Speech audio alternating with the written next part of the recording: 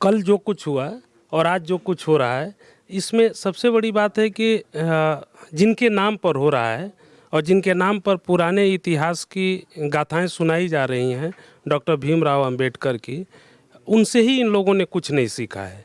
चाहे वो सत्ता पक्ष के लोग हों या विपक्ष के लोग हों, अंबेडकर और गांधी ये दोनों अपने समय के दो सार्वकालिक महान व्यक्तित्व थे। गांधी का दायरा दूसरी तरह का था, अंबेडकर का दूसरी तरह का था। दोनों में वैचारिक मतभेद थे, लेकिन उन वैचारिक मतभेद के बावजूद कैसे सुलह समझौते और सहयोग का रास्ता खुल सकता था, ये इस देश ने देखा है। 1932 में जब अंबेडकर ने ये डिप्रेस्ड क्लास के लिए, दलित तो शब्द नहीं था, डिप्रेस्ड क्लास था, डिप्रेस्ड क्लास के लिए अलग निर्वाचन की मांग की थी और गांधी ये नहीं चाहते थे।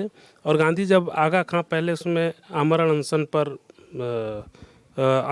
पर उतर गए थे, तो उनसे मिलने के लिए खुद अंबेडकर गए थे। वहाँ एक आम का पेड़ है जहाँ उसी के नीचे दोनों की मुलाकात हुई और अंत में अंबेडकर माने और नतीजा ये हुआ कि पूना पैक्ट हुआ दोनों लोगों में। गांधी ने ही जब भारत का संविधान, भारत जब देश आज़ाद हुआ, आज नेहरू पर सवाल उठते हैं कि नेहरू ने अंबेडकर को मंत्रिमंडल में ऐसी स्थिति की कि मंत्री न बनाया जाए।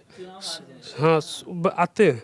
सवाल उससे पहले का है कि नेहरू तो ये भी नहीं चाहते थे कि उनके मंत्रिमंडल में अंबेडकर रहें।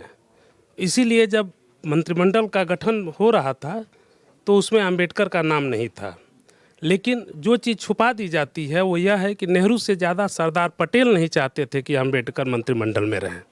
नेहरू और पटेल दोनों जब गांधी को लिस्ट दिखाने के लिए ले गए कि ये पर्ची है, ये मंत्रियों की सूची है, उसमें अंबेडकर का नाम नहीं था। गांधी ने पूछा, जबकि अंबेडकर गांधी को पसंद नहीं करते थे, वैचारिक तौर पे ज़बरदस्त मतभेद था, और गांधी ने पूछा कि अंबेडकर का नाम क्यों नहीं है, तो उन दोनों ने कहा कि जगजीवन राम का नाम है, यानी हमने डिप्रेस्ड क्लास से जगजीवन राम को रख दिया।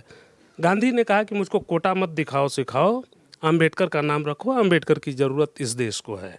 संविधान बनाने के लिए जब बात आई कि संविधान की ड्राफ्टिंग कौन करेगा, इसमें भी सबसे पहले गांधी ही वो व्यक्ति थे जिन्होंने कहा कि अंबेडकर को रखो, ये काम उनसे बेहतर कोई नहीं करेगा। ये हुई एक बात। अब दूसरी बात आती है कि जो सारा विवाद उठा है कि अंबेडकर को हराने के लिए, ये बात सही है कि अंबेडकर कांग्रेस छोड़कर जा चुके थे। ये भी सही है कि अंबेडकर के खिलाफ, अंबेडकर के लिए नेहरू के मन में कोई उस तरह का लगाव नहीं था। उन अंबेडकर और नेहरू के भी वैचारिक मतभेद काफ़ी थे, और इसीलिए जब 1952 में उन्होंने अपना दल बना करके, अपनी पार्टी बना करके वो चुनाव लड़े, तो कांग्रेस ने अपना उम्मीदवार लड़ाया और कांग्रेस के उम्मीदवार ने अंबेडकर को हरा दिया। लेकिन इसके बीच जो बात गोल कर दी जाती है वह यह है कि अंबेडकर को हिंदू महासभा या जो हिंदूवादी संगठन थे वो भी नहीं चाहते थे, क्योंकि उस चुनाव में पहले नंबर पर विजेता अगर कांग्रेस रही तो दूसरे नंबर पर अंबेडकर नहीं थे, अंबेडकर तीसरे नंबर पर थे। मैं नाम भूल रहा हूँ, हिंदू महासभा के उम्मीदवार दूसरे नंबर पर थे। हिंदू महासभा ने अगर अंबेडकर को जिताने के लिए चुनाव लड़ा हो तो मुझे नहीं मालूम, लेकिन अंबेडकर किसी को पसंद नहीं आ रहे थे। अंबेडकर सिर्फ उसी को पसंद आ सकते थे जो मानव गरिमा में अपना प्यार, अपना आदर, अपना सम्मान रखता हो। इसीलिए असहमतियों के बावजूद गांधी को अंबेडकर पसंद थे और वो पसंदगी बार बार झलकी। और इसीलिए 1950 में जब वो अपनी दूसरी शादी करने जा रहे थे तो उन्होंने प्यारेलाल से, जो गांधी के सहयोगी थे, उनसे अंबेडकर ने कहा कि आज गांधी नहीं है, वो होते तो मुझे बहुत आनंद आता, क्योंकि गांधी ने कहा था कि मैं सिर्फ उसी शादी में जाऊंगा जिसमें अंतर्जातीय विवाह हो, तो वो हमारी शादी में ज़रूर आते।